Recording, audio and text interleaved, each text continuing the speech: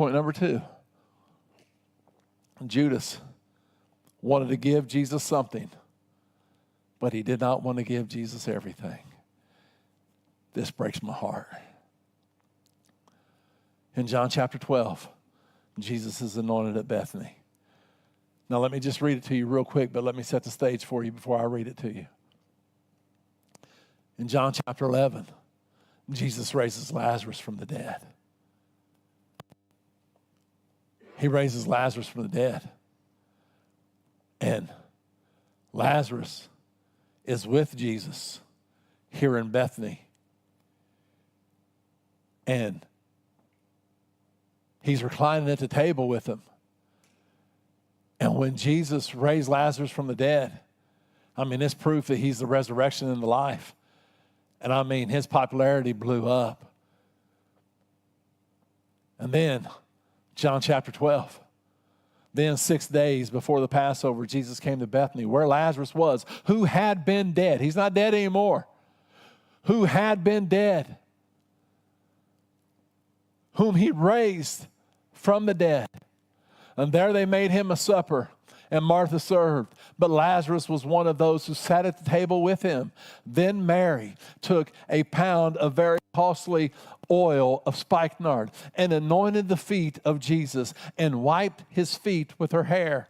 And the house was filled with the fragrance of the oil. But one of the disciples, hear me now, one of the disciples, Judas Iscariot, Simon's son, who would betray him, said, "Why was this fragrant oil not sold for 300 denarii and given to the poor?" This he said, not that he cared for the poor, but because he was a thief and he had the money box and he used to take what was put in it. But Jesus said, "Let her alone. She has kept this for the day of my burial. For the poor you will have with you always, but me you will not always have." You see,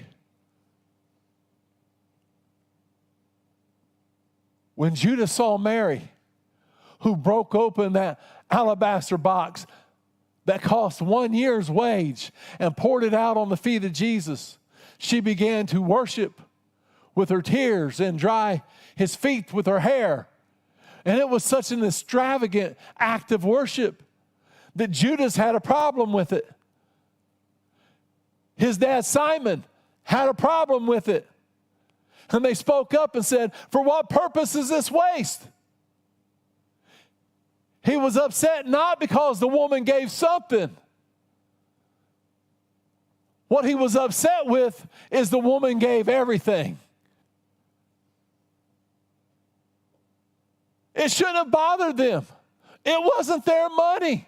But it did because he was thinking that the money should have went in the money box that he took care of so he could help himself to it. I don't ever want to be like Judas. I don't want to have the attitude that I'm just going to give Jesus something but not give him everything. Because guess what? In the end, Judas lost it all anyway. And that's what happens.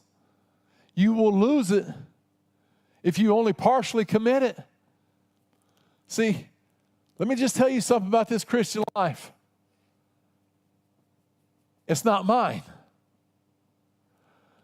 This life here, it is not my own. It has been bought with a ransom. I do not belong to myself. I've been bought with a price. I own nothing. I don't even own myself. This is why in the book of Jude, Jude referred to himself as a bondservant of Jesus Christ. Even though Jude was Jesus' half-brother, he still referred to himself as a bondservant of Jesus Christ. A slave. Judas refused to change. And he was willing to give Jesus something, but he wasn't willing to give Jesus everything.